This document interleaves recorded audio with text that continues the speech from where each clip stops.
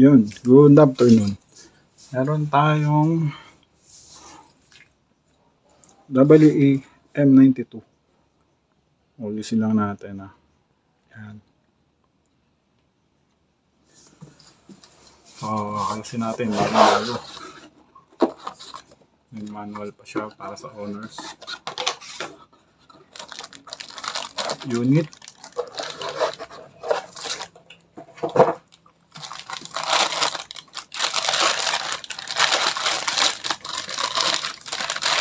Pa-upgrade to. Papalakasin na FPS. Pero bago yun, kalasin na natin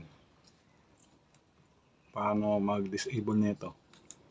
So, ito lang, pipindutin natin to. Tapos bababa natin. So, push lang palabas.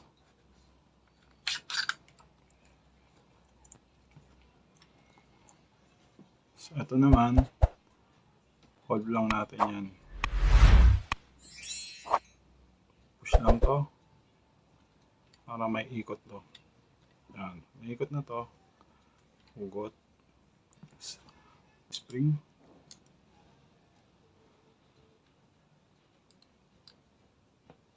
Yan, may spring siyang kasama.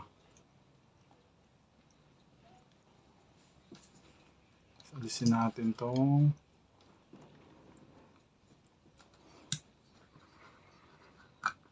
grip cover niya. So, dalawang screw lang yan. Angat. Ito may spring to kasama. So pag inangat mo yan, alalay lang. Yan. So ganito ang upo ng spring niya. So, alisin na natin to.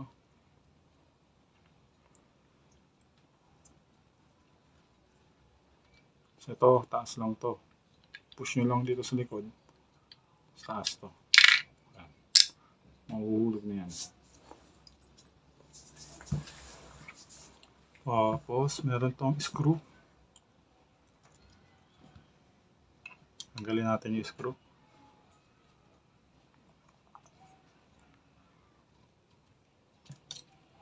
Aangat yan pag tinanggal yung screw. Pero alisin muna natin yung kabila.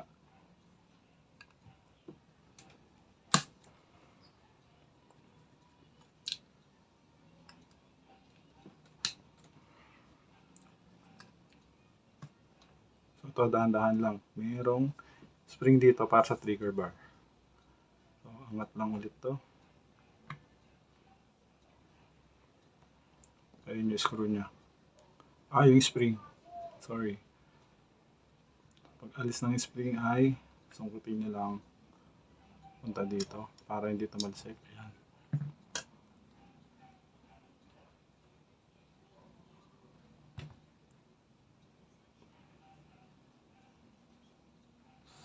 Yung trigger bar sa loob lang tulak para matanggal.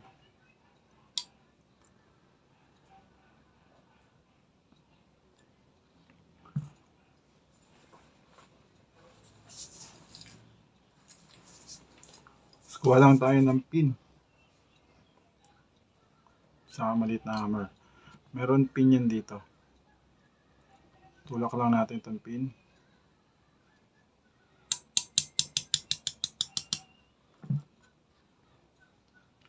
May makikita kayong grooving. So doon ang palabas niya. So hawakan mo lang to. Alalay lang yung hawak para hindi tumalsik. Aangat na ngayon yan. Ayun. Pag angat niyan, push mo lang ito konti.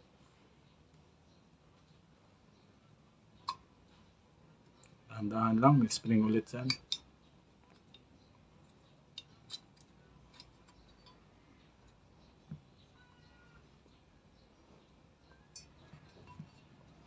Yan. Yung spring nito, pangalis nyo na lang kahit anong flat. May hook naman yan dito at saka dito sa taas. Hindi yan basta tumatalsik.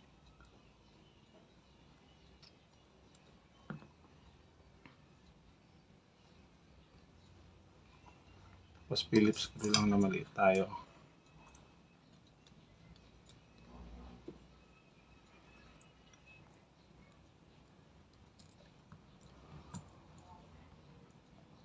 Tapos Phillips screw naman.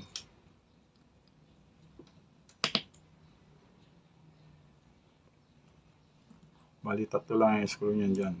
Dalawang malaki, isang maliit.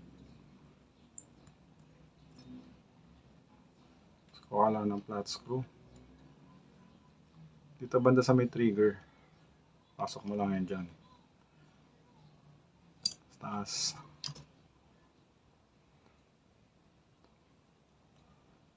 Sa trigger bar, sungkitin mo lang tong trigger spring. Taas mo lang dahan-dahan kasi madaling mabali ito eh. So ito, yan. Tandaan nyo lang yung position niya. Sa hammer meron spring sa gitna yan. Ito yung spring niya. Kadalasan, pasok mo muna to. Saka malalagay itong pin niya sa loob. So, ang hook niya, ito. Maganyan yan. Pag kinabit mo to, pasok yan dito.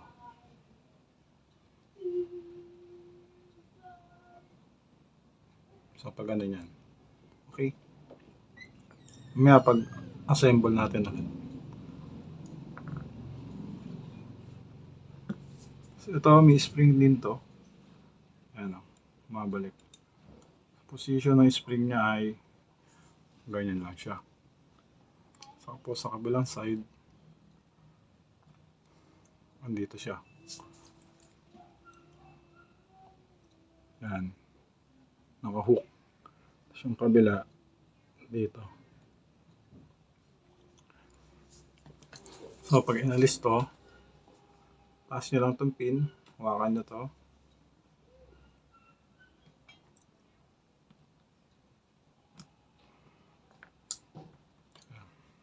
Malabas na yung pin.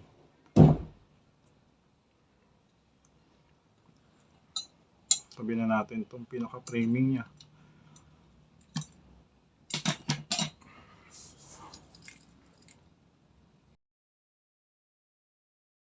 Okay, part 2 tayo para sa upper naman sa may slide. Ito. Kakalas na ito ay tulak nyo lang to. Tapos twist nyo ng konti. Tulak nyo to, hawakan nyo na lang to. Tapos twist. Ayan, malabas. Hawak na sa lalim, tulak mo labas. Tapos, angat.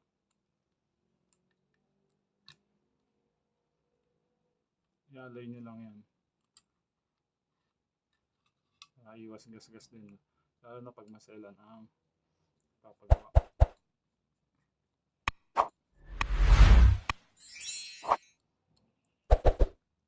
Pag alis na ito, taas nyo lang to. Tulak palabas.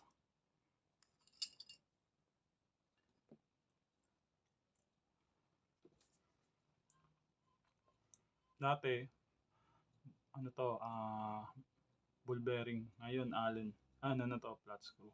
So, adjustable na siya. Dati kasi ano lang to bearing lang. So, hulaan lang kung paano ina-adjust. Ito, spring. Balik tayo. Spring, baba nyo lang. Yan.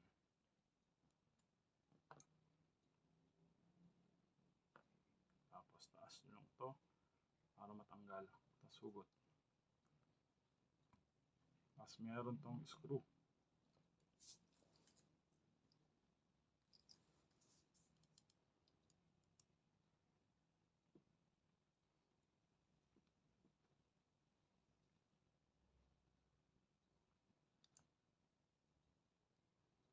Phillips screw lang lahat yan. Basta ang paluwag, laging pakaliwa.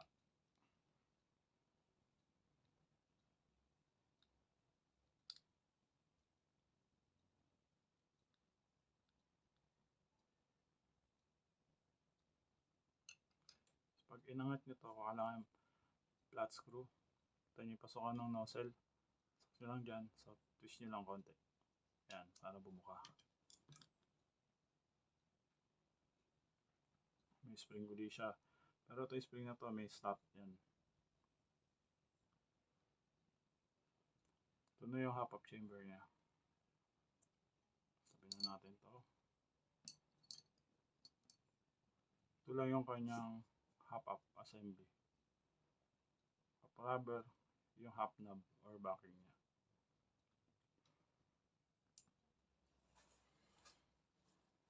Dito na tayo. Medyo crucial to. Pag aalis na ito, unahin nyo ito lagi. Spring. Ito yung return spring niya. Dalawa yan.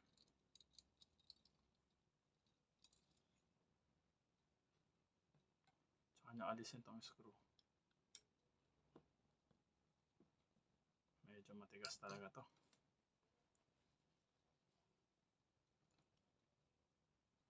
Ginagamit ako minsan ng ano to eh.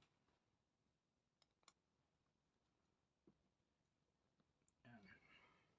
Luwag na.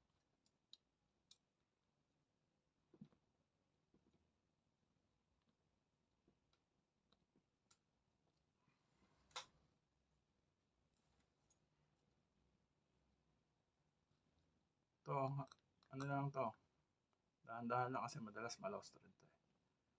Pakainin nyo mabuti yung ipin ng Phillips screw doon sa pinaka-screw.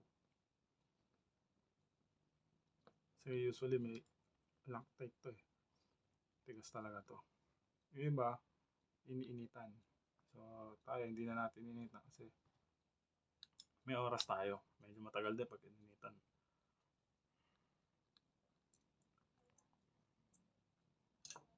Pag alis na ito, flat screw ulit. Pasok nyo lang dito. Twist nyo pataas. Pag umangat na siya, kunin nyo dito sa ilalim. Ang problema yan. Kunin nyo dito sa ilalim na.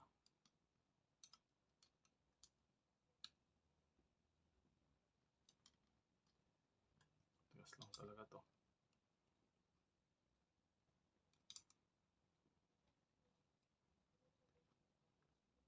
Ay, mali.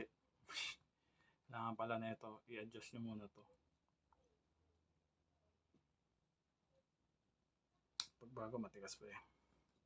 Yan, para umangat to. Pag umangat na siya, dito nyo yung kunin.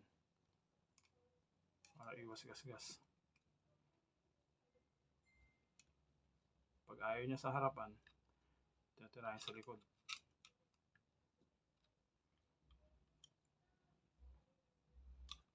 Kailangan iangat to. Pagbago kasi ganito, katigas talaga. Yan, umangat na siya.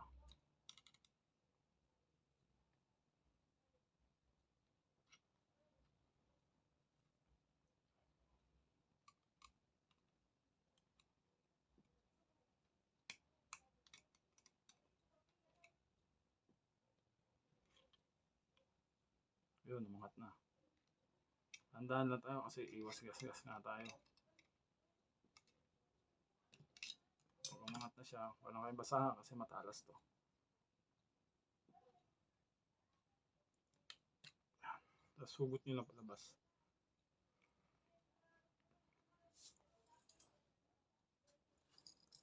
Next, ito maluwag na, wala na yung return spring niya.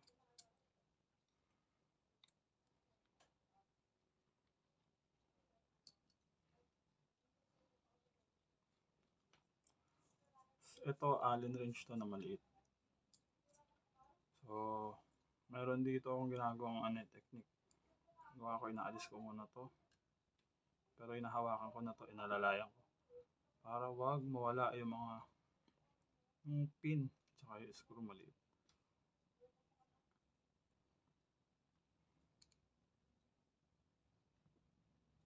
Yan. So, ito, pag inikot mo to, meron tong pin dito eh.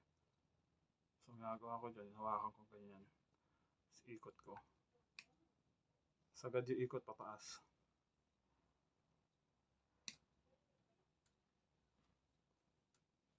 Yun lang. Yun. Ayun na yung pin.